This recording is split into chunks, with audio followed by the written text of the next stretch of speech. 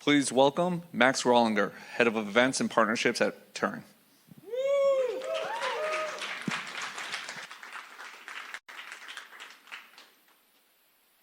Hello, everyone. Thank you so much for being here. Good morning to those of you here at Bespoke in San Francisco, and hello to everyone tuning in around the world via our Goldcast live stream. My name is Max Rollinger. I'm the Head of Events and Partnerships for Turing's global brand marketing team, and today, here to officially welcome you to Boundaryless. Thank you so much for being here. So before we get started, just wanted to extend a big thank you to our gold sponsor, Remote First, and our afternoon break sponsor, Safety Wing. Thanks to both of you for all of your support of Boundaryless and making this event possible. And don't forget, Boundaryless hashtag on your social media feeds throughout the day is how you join the conversation. One quick housekeeping measure, if you have any phone calls to make in the Boundaryless Lounge adjacent to the conference center, please do so at a reasonable volume while conference sessions are taking place. Thank you so much, everyone. Thanks for being here, and enjoy the conference.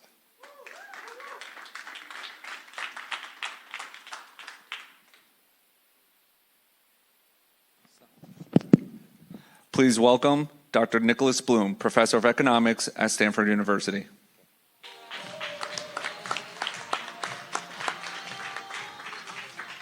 So thanks very much. I was just saying it's nice to go on after Pitbull. I think that was what was playing earlier.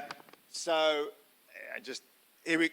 So I'm going to talk about working from home, the current and the future of work from home. So before I start, just to give you a sense of where I'm coming from, I actually, weirdly enough, started working on this in 2004. Seems like forever ago. It wasn't a very interesting topic until March 2020, in which case, the world just took off. In fact, I was saying to Jonathan earlier, Turing was amazing to have seen this, years before the pandemic. So the data I'm going to show you now is from multiple locations. I have a couple of surveys that are running, 10,000 US working adults, 1,000 firms. I have some data across countries. And I've probably, at this point, talked to maybe 1,000 or more organizations, companies. Possibly the highlight was actually pre-pandemic, was meeting the President Obama back in 2014. So that was one of the few, the big surges of interest before the pandemic. So I'm going to talk about three sections: where we are now, how to manage work from home, particularly for people thinking about hybrid, and finally the impact on offices and real estate. So where are we now? So my favorite measure of work from home is the share of full paid days that are work from home. So there's many ways to measure it, but probably the best way is full paid days because it affects commuting and it affects office space. What you can see here is before the pandemic begun, in America, about 5% of days were work from home. So it's not very common. Some of us did it, but we don't tend to work from home too often. As soon as the pandemic began, this banged up to 60%. Basically, anyone that could work from home was doing it full time. It slowly drops back down, and we've now stabilized over the last 6 months at something like 30% of days. So if you look at the graph, you can see we're flatlining out. This has become pretty stable. It matches other data like the Castle swipe card data or Google Workplace Mobility data. So to highlight, and I come back to this, this is just an enormous change. This is a six-fold jump in working from home, and so this has dramatically changed things right across the US and globally. So where does that 30% come from? It's worth highlighting there are three groups of people in the economy. So there's folks that are fully on site, about 50, almost 60%. So being in Westfield shopping centers, perfect. Think of everyone in the shops, in the security or the cleaning, catering. They're all fully on site. They tend to be, but not entirely, lower paid non-grads. But within that group, think of surgeons, airline pilots. I don't think anyone would be very relaxed to find out that airline pilot is working remotely. There's a number of high-paid jobs in there, but the top group's the biggest group. The second group probably covers most people here, which is hybrid. So most professionals, managers, if I think of my graduates at Stanford, my students, they're mostly going into hybrid jobs. It's about 30% of the labor force, but it's about 50% of payroll. And it's a big deal. It's hardest to manage, so I'm going to talk a bit about managing that later on. And finally, fully remote. If you think of the folks that work for Turing, they're in this final group.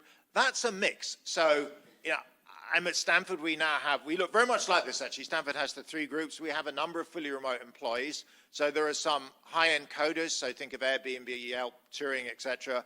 There's also a bunch of people in call centers, HR, payroll. So this is a kind of a mixed group. This is a graph. In fact, when I put this up on Twitter about 6 months ago, it was like, it went completely viral. It hit 2 million impressions. So it's like a pitch. Kim Kardashian's photo of whatever her breakfast is. It's like the same as this, which is the graph of long-run work-from-home share. So this shows you data of the number of days Americans work from home going right back to 1965. So it shows a couple of things. One is, this is just an enormous change. The impact of work from home on the economy is probably the biggest change to the labor market since World War II, when there was a big surge in female labor force participation. So for any managers and firms, when I talk to them and they're struggling, I'm like, there is no surprise. This is an absolutely unprecedented, massive change. We've completely changed equilibrium. The other thing to see is it was rising even before the pandemic. So, I'm one of 4 kids. When I was growing up, my parents used to work from home back in the UK. That was in the 80s. You can see here in America about 1% of days. If you go back to the 60s, about 0.5% of days. It has improved and risen because the technology's got so much better. So when I first started working on this, back in the early 2000s, it was telephone calls. I remember using freeconferencecall.com and sending emails with files attached. It was not great. If you think of now, we're basically using, video, Teams, Zoom, etc., and we're using cloud computing, things like Dropbox and Box. So technology is what's been driving this increase. Now, I'll come back to that right at the end to argue work from home has gone up a peak, but it's also going to grow in the long run because of continuing improving technology. Here's international data.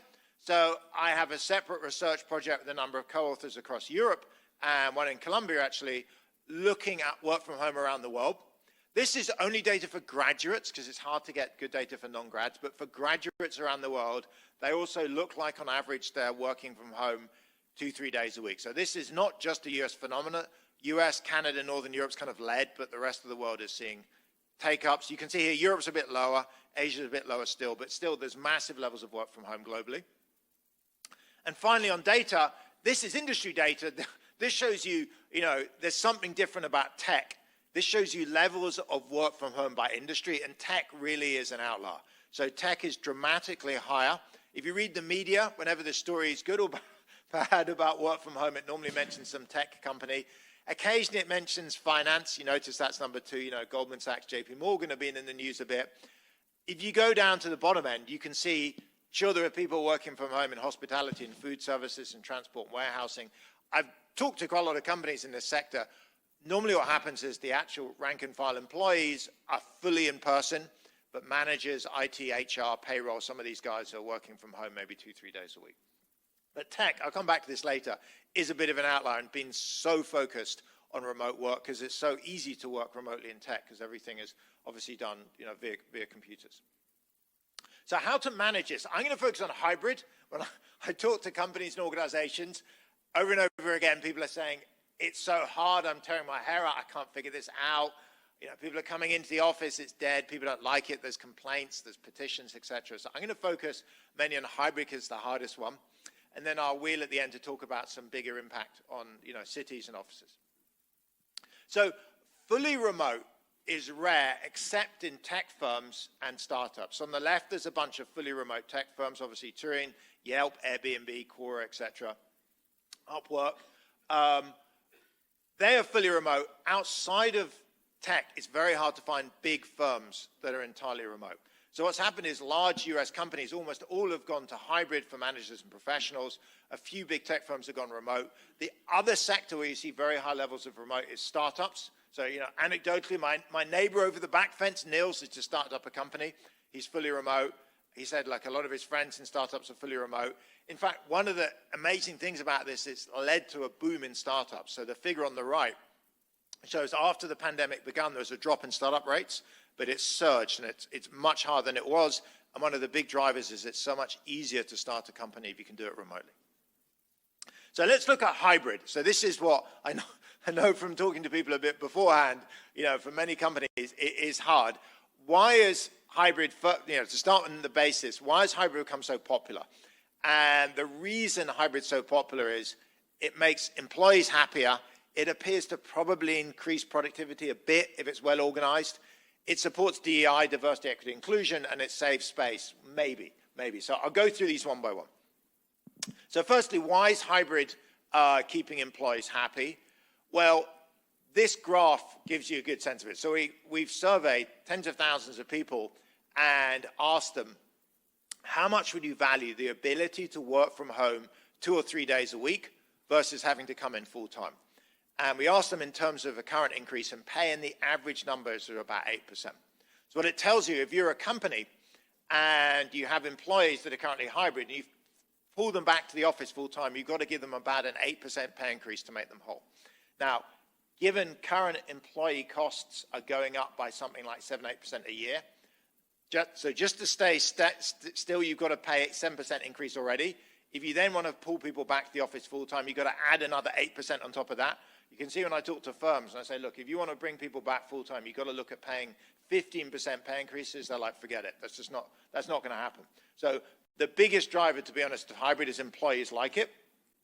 Another way to look at that is I've been doing a randomized control trial with Trip.com. They're one of the big 3 global travel agents. Their co-founding CEO was a student in my class in Stanford about 15 years ago. You know, it's very Stanford that's sitting in the back of the class as someone that's founded a massive NASDAQ-listed company. So with James, who's the chairman, and Jane Sun, she's the CEO, we set up a randomized control trial. So we took 1,600 engineers, marketing, and finance professionals, so basically folks like us, and we randomized them. People with even birthdays had to keep coming in the office full time, and folks with odd birthdays got to work from home 2 days a week. So they got a kind of classic hybrid scheme. We tracked them for 6 months, and you discover that people on hybrid, their quit rates fell by 35%. So that is an enormous drop. So the firm at the end of the experiment said, look, this is great. You know, who wouldn't want a 35% drop in quit rate? And they rolled it out to the whole company.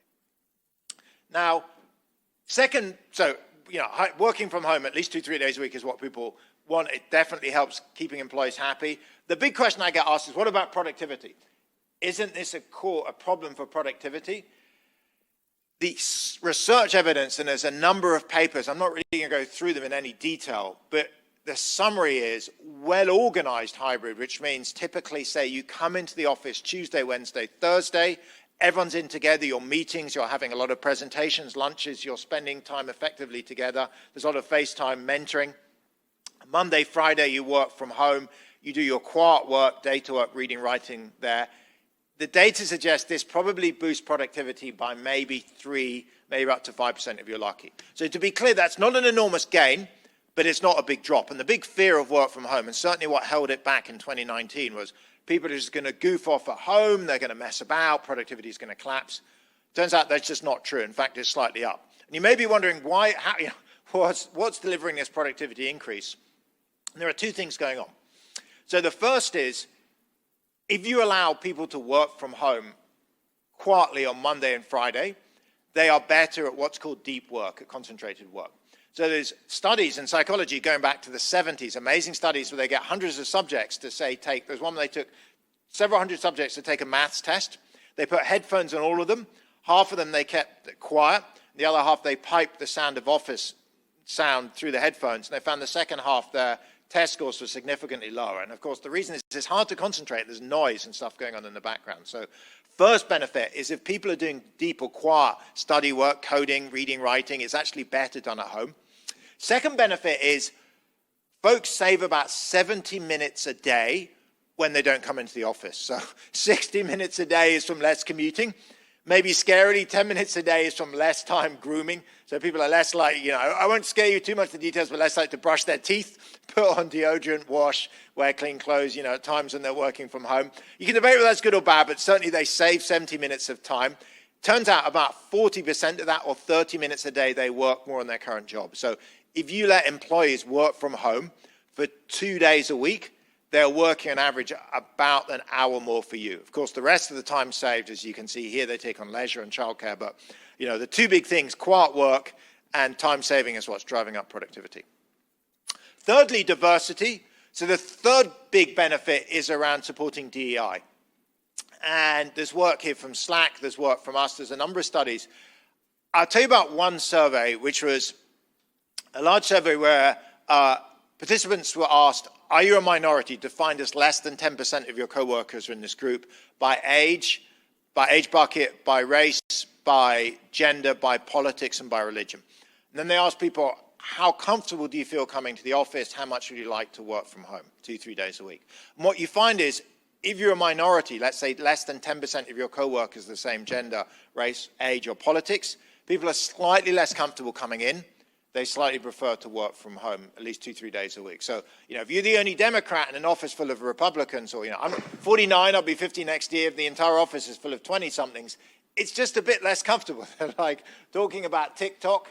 My oldest daughter's 19, they're like my kids' age. It's not like they're aggressive particularly to me. It's just I don't, may not feel as an affinity. And you see this across multiple dimensions. So what this tells you is firms that are hard-asked about trying to force everyone back into the office 5 days a week are going to start to see struggles and issues of diversity, particularly, employees you probably most want to keep in terms of their diverse, the people who are most likely to leave. Then finally, space saving. We were talking about this earlier. Turns out it's very hard. I'll come back to this a bit later. The reason it's very hard is hybrid, at least, generally people want to come in on the same days.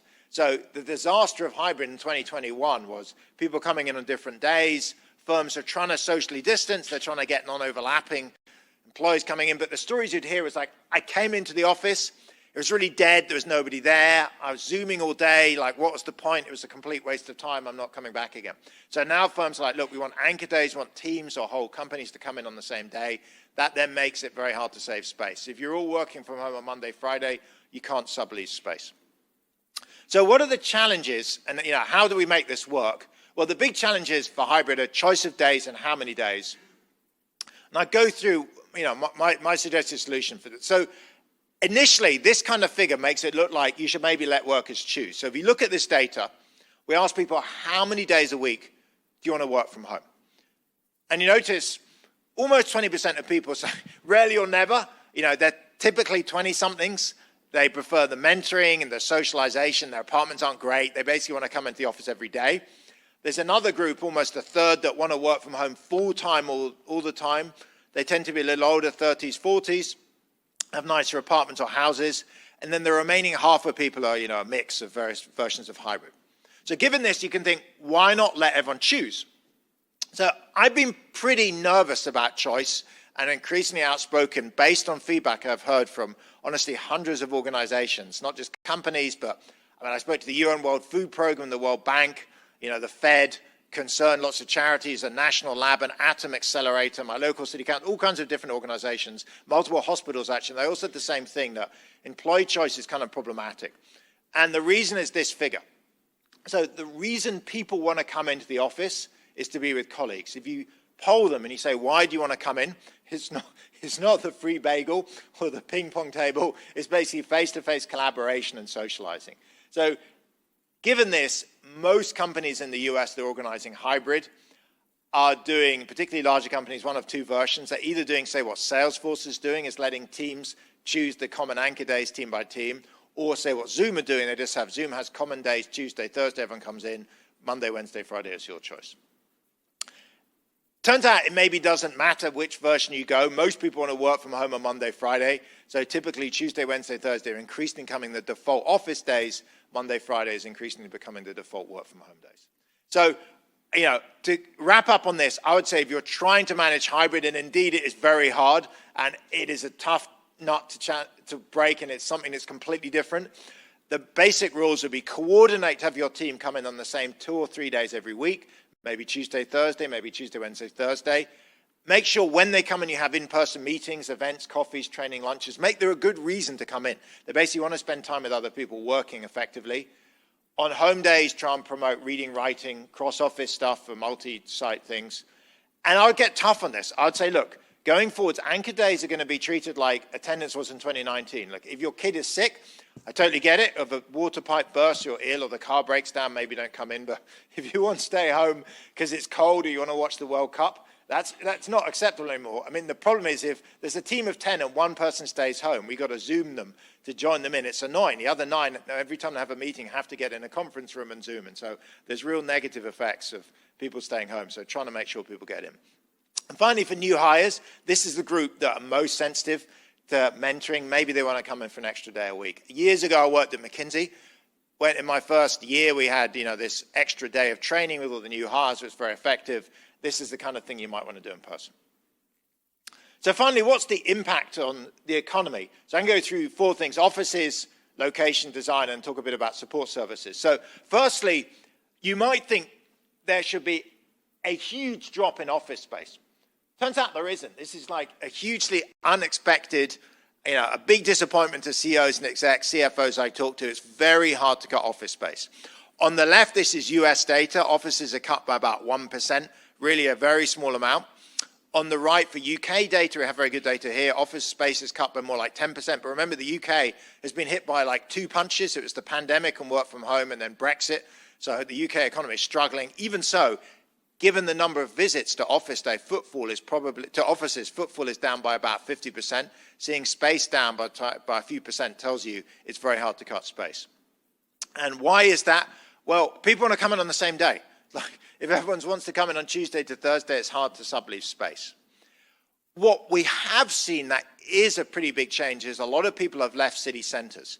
So many folks, and this is data from the United States Postal Service change of address data I have in a different research project where we're tracking millions of Americans as they change their address.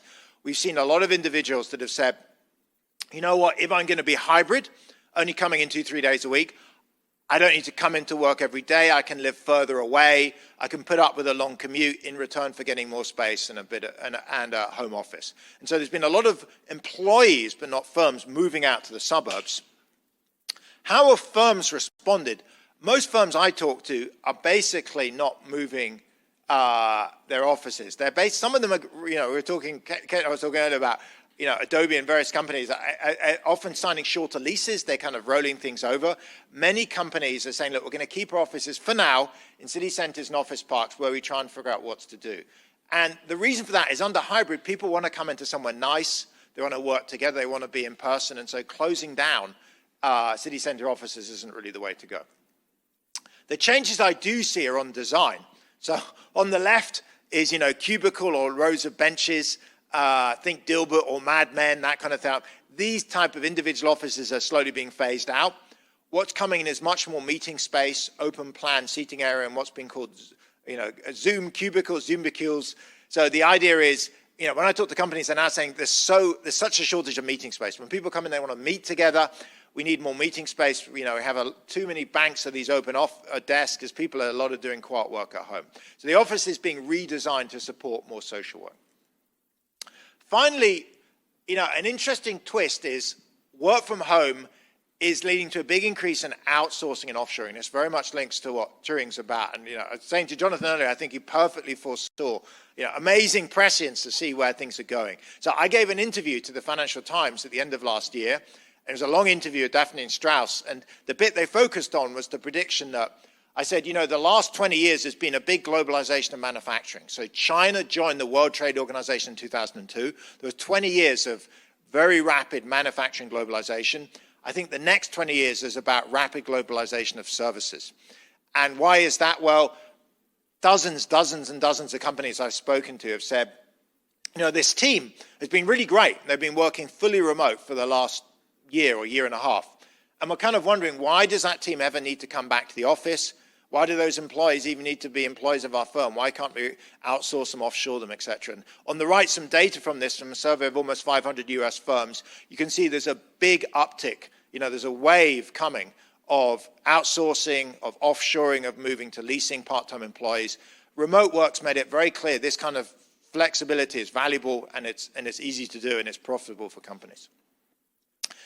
Finally, to end, I'll say longer run, if you're into working from home, the future looks very positive. And the reason is something that economists call market size effects.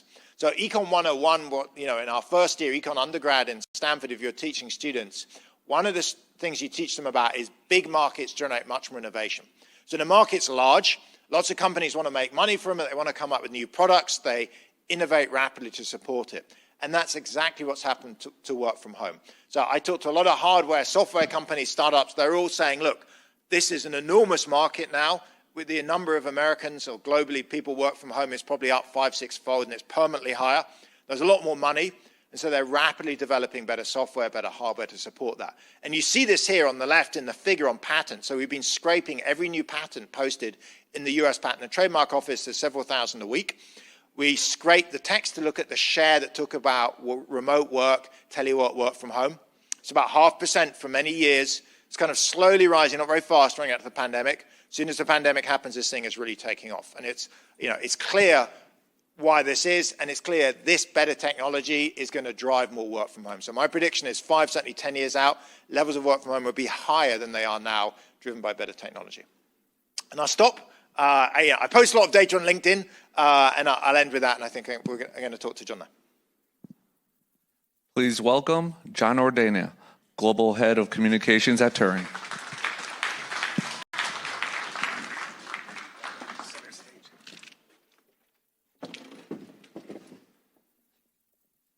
So that was just so fascinating, Dr. Bloom, and thank you for joining us and kicking us off here at our first annual Boundaryless conference. I have a couple questions for you, obviously, and then we'll open it up to the audience here. But so right outside the doors here is the biggest mall in San Francisco. We're just coming off the holiday season, or we're actually going into full swing holiday season, coming off Black Friday, I think the biggest Black Friday, and then also the biggest Cyber Monday. Yeah. And I think there's some parallels. We were discussing this backstage a little bit about e-commerce during the pandemic and the spike in e-commerce, and now the return to in-person shopping and the excitement around that. And then on the parallel side with remote work and then office work, and now that the world is opening back up, you see somewhat of a return to the office. But can you speak to that? Are there strong parallels, and where is there common ground, and where do things separate there? Sure. So we were having a fantastic discussion backstage before I came on, and I was reporting on something I think is really interesting, which is if you look at online spending, so the government, the BLS has data on the share of spending that's online. It was rising running up to the pandemic, and then it just exploded. So 2020, you see online spending just went through the roof. Turns out it's now dropped back down, and it's back onto the pre-pandemic trend. In fact, there's an article on this in the Wall Street Journal by Greg Ip a few months ago. So online spending went up, but it's back to where you would have predicted it was 3 years ago. So there's a short burst, and sure, we're higher than 2019, but higher by natural growth. If you contrast that to work from home was growing, it exploded, but it's way higher than you ever would have extrapolated. So the short answer is online spending has been growing, but the pandemic does not look like it had a permanent impact. People want to go back. All of us, including me, you are buying a lot of stuff on Amazon, a lot of online spending, and that's been naturally growing. But the pandemic has not shifted our habits. The pandemic has massively shifted our habits on work from home. And I think the reason is work from home was a good idea we probably should have been doing in 2019, and the pandemic forced us into it. Online shopping was a good idea we're already doing. Nobody really needed to be forced into it, and it's naturally returned to the trend. Okay. That's very interesting. Are you a betting man? When it's legal. I'm not going to confess on stage to when it's illegal, but yes. Well, you're a data guy, and so you have an advantage. And if you were to be a betting man, there seems to be two camps, and there's one big camp, and we talked about this about a new CEO down the street from here who has gone a little bit back and forth on a return to the office or remote work, a little bit back and forth there. I mean, I think there's a harder stance about you need to return to the office. And then there's, of course, Mr. Jamie Dimon, who is, a real big advocate of returning to the office. And then there's others, like our CEO, Jonathan Siddharth, who we're all about remote. That's what we stand for. If you were a betting man and looking at your data, and I think you gave us a glimpse of this already as you ended your presentation, 5 years from now, who's more right? I think remote's going to rise. So so just to be clear, I'm aware that Elon Musk, banned remote.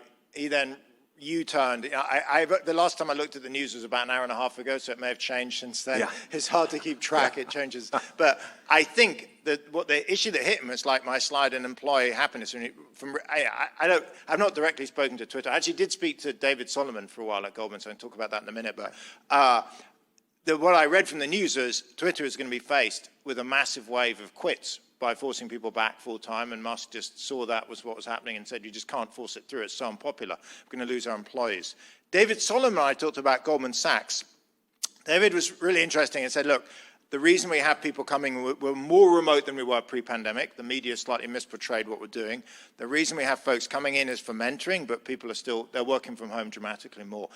The aggregate is going to be 5, certainly 10 years from now. Well, again, if I look out, I think it's a Nike swoosh. So the recession may drop things a little bit. You know, there are some CEOs, you know, particularly, 30, 40 years experience. Their view is, I've always worked in person. I feel more comfortable. They're trying to force their employees back. It's hard when it's a boom. In a recession, they can maybe get away with dragging folks back. So you may see a bit of a drop, not much. In the long run, it's clearly up because of market size effect. So for any execs planning space or strategy or anything else, 5, certainly 10 years out, for sure will be more remote because the technology is going to be so much better. And the big thing driving it, going back to when I first started, telephoning and emailing was kind of painful. Now you have Zoom Teams. I've talked to a lot of companies talking about amazing things, like, for example, full-size screens with multiple cameras, so that one of the problems with, on Teams or Zoom is if we're looking at each other, I'm looking at the camera, your face, I appear to be looking down on the screen. There's so much stuff, so long run, remote is only going to grow. Your money is on remote. I'm happy. We can put a bet here in front of I'm with you. I'm with you on that bet. Okay, let's open it up to questions in the audience. Right, I can't see if we have questions here. Question up in front? Hi there. So you say that the work from home is of course, it did this big spike in the pandemic. And there was one chart that you showed, which was an increase in startups. Yeah. That is, people started their own business during the pandemic. How does that impact the sort of work from home numbers? Because basically those people have started their own business, so they're out of, say, the office job talent pool. Yep. So great. So that, by the way, that was a huge surprise. So all economists were following that data, and initially at the beginning of the pandemic, you saw a big drop in startups. Like, no surprise, we've been hit by a massive pandemic. Who's going to try and start a business now? Then it jumps back up, and everyone's like, well, it's a kind of stock and flow. There's a lot of people that wanted to start, waited for a bit, the recovery happens, they began. But then it stayed high, and it stayed high for the next 2 years. And on your question, in terms of our data, we actually survey people, including people that are self-employed. So in terms of our measures, we pick up all of these people. In terms of their impact on work from home, there's an interesting effect of startups being so remote. So I had lunch with Hayden Brown, who's the CEO of Upwork, about a month ago, and she said, look, one of the other things that surge in startups is doing is these companies, as they grow, are likely to keep their kind of remote approach with them. So in 2018, startups tend to be much more in person. In 2022, they're much more remote. 2022 startups, many of them are going to be the big companies of 2030, 2040. And if they've been founded remote and stay remote for 2 or 3 years, they may not stay fully remote. They may go to hybrid, many of them, but they're certainly going to have a very remote-focused ethos. So that's yet another reason I think that remote will build, is that the startups are really the future. 20 years' time, those will be some of the biggest companies around. They are predominantly gone remote. So I think it's promising. I mean, there are other factors driving that, by the way. The other things is it's much easier to have like Turing, just to be clear, it's easier to have a fractional coder, fractional CEO, software as a service, cloud compute. All of these things, when I talk to venture capitalists, they say the cost of starting businesses is way down because you can hire, Turing, you can hire in coding talent for 100 hours. You don't have to hire somebody full time.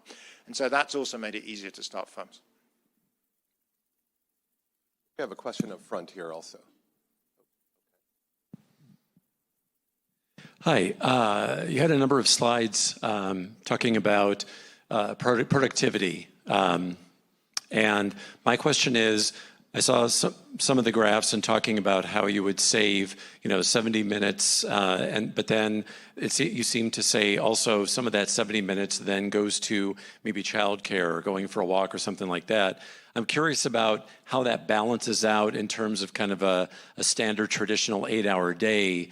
And kind of a second part to that question is the stay at home also. Forget the 8-hour day for a second because, like I work with a company that's based back east. And so a lot of my days start at 6 or 7 in the morning. And then I find myself at 9 o'clock at night having a call with India as well. So I'm curious your thoughts about that. Yes, so something else, again, another great question. Something else you clearly see in the data is the kind of 9 to 5 day is really dissolving. In fact, Microsoft had a really nice thing about the triple peak day. I don't know if everyone saw that. It's very clear in pre-pandemic in terms of email traffic and data use. There were peaks mid-morning, mid-afternoon of work. There now appears to be a third peak in the evening as a lot of folks, particularly remote working folks, may take a bit of time out during the day, but then pick it up in the evening. In fact, I have another project that's quite entertaining with a Stanford undergrad. We have incredible data on tracking cell phones and matching it to satellite data of several thousand golf courses around the US. You can see that people's trips to golf courses is way up in the week compared to 2019. And, it's kind of entertaining, and I've told a few people and they find it kind of amusing. I think it's one of the good sides of work from home, just to be clear. Well, what you find is people's hours have flexed. So the major benefit people talk about working from home is they don't have to commute. But number two, as I say, it gives me much more flexibility. So for firms who are evaluating employees based on performance, you can take the decision, look, I'm going to go pick my kids up from school or go play around a golf or go shopping or go for a run, whatever, or go see the dentist. I'm going to make up for that later. And in fact, in the Trip.com study, we saw exactly that. We saw on the days these graduate employees are working from home, they worked about an hour and a half less, but they worked more on the days in the office and more on the weekends. And so they told us explicitly, look, I want to go to the dentist. It's much easier on a Friday. I'm going to do that, but I have to meet my work objectives, so I make up for it by working a bit later on Thursday. So you're correct. It's not just the commuting in and out that's changed. Working days have bled into evenings and weekends. Mostly people say that's a net positive, but it's correct. There's some concerns over, distancing, work-life balance. And one of the things that I didn't show you, but I have a figure on why people like going to the office is actually that demarcation. But net, I think people are positive overall, the flexibility that work from home gives you as well in terms of how you manage your time. But it's a big lesson actually for firms. I interviewed Marissa Mayer about a year ago about what happened in Yahoo. And I'm going to give you a very quick summary, but basically she said when she took over Yahoo as CEO in 2012, they found all these folks that were working fully remotely and they didn't really have much performance management data on them. I couldn't really tell what they were doing. So she put in all these performance management output targets, 360 reviews, etc. While she was doing that, she canceled work from home. When they had that up and running, she let them go back to working from home for a couple of days a week. So work from home is great, but you need some way to manage people's performance. Interesting. I want to ask you a question about kind of generational psyches here. So you mentioned an assignment with a Stanford undergrad. Your daughter, you were telling me, is a Stanford undergrad right now, right? Yeah, my daughter's also, yeah. Those people who are not yet in the workforce, like your daughter, where do they reside? What are their expectations? What do they anticipate the workforce being like? What do they want it to be like? So typically you see, again, a great question, you see a very strong relationship between age and preferences to work from home. So 20-somethings have the lowest preference to work from home. The reason is they tend to want mentoring, they tend to want socialization, and their apartments are often small. So if you're like, four people in an apartment, no one wants to work from home in their bedroom, so you need a common room. As people get older, so in 30s, particularly 40s, you see that preference rises. They gain more experience, they often have kids, they move out, they want a bit more time. And so it's interesting that your strategy on how much you allow remote work also affects the demographics of who you like to hire. So Airbnb is probably going to struggle to get 20-somethings fresh out of college, but it's going to probably do very well with hiring 35-year-olds with 2 young kids. Whereas Apple, say, that's more in person, they're focusing on 2-3 days, would do better with 20-somethings, but people want to be fully remote in their 30s and 40s and want more space, may leave. So I think that's good, just to be clear. I think it's really positive. You don't all need to offer all employees the same benefit. if there's 30% of people want to be fully remote, as Turing and other companies are doing, offering a fully remote role for these folks is great. And the other 70% that want to be hybrid or in person will work in other organizations. Good deal. Good deal. Okay. I think we have time for, do we have time for one more question? I think we have a question over here, maybe a couple more. Hi, do you have any thoughts on how the physical distance somehow translates to psychological distance, and how maybe relationships with employers are a lot more transactional now that people are not in the office experiencing the architecture, the crowd, et cetera? I completely agree. And in fact, there's various elements of this. So one of the reasons a lot of employees have gone to hybrid, and particularly organized hybrid, is they do want that relationship in person. So you're correct. There's a lot of talk about Zoom or Teams calls are very transactional. So people don't tend to talk much about politics, football, whatever else. They tend to talk about work. Now, that's good in many ways, but it has some downsides for building culture and building connections between employees. So again, hybrid tends to say, look, we do want you in. So hybrid is very much based on the task-based model. It says, look, think of 2019. When you're in the office, break down all your tasks that are best together with other people face-to-face, add them all up. That's maybe 50, 60% of the time. And break down all the tasks at best individual, reading, writing, emails, expense forms. The first group we're now going to crush into 3 days and call that Tuesday, Wednesday, Thursday. You can come in 3 exhausting days. You're going to get about as much face time as you did pre-pandemic. It's just going to be in 3 days. And then the other 2 days are going to be at home. You're right that you're not probably going to talk about a lot of other stuff, but you're going to focus on reading, writing. If you go fully remote, there's more of a trade-off. There's interesting impacts, by the way, on even politics. I was in Chicago University yesterday for a talk, and one of the things you see politically is people's most diverse set of political views they come across is from workplace colleagues. So you can choose your friends and your family and other things, and you can choose they're all Democrats or Republicans and choose what you read. The one place people tend to come across opposing views is in the workplace. So even in that dimension, I think it's important to have some for many employees, they want some face-to-face time. Dr. Nicholas Bloom, thank you so much for kicking us off today, and we will continue to follow you and listen to your guidance on remote and this new boundaryless world. Yeah, well, thank you for the great questions. I'm glad. It's nice to know that some people are paying attention at least. So We all are. you. With the students, you never quite tell. So it's like,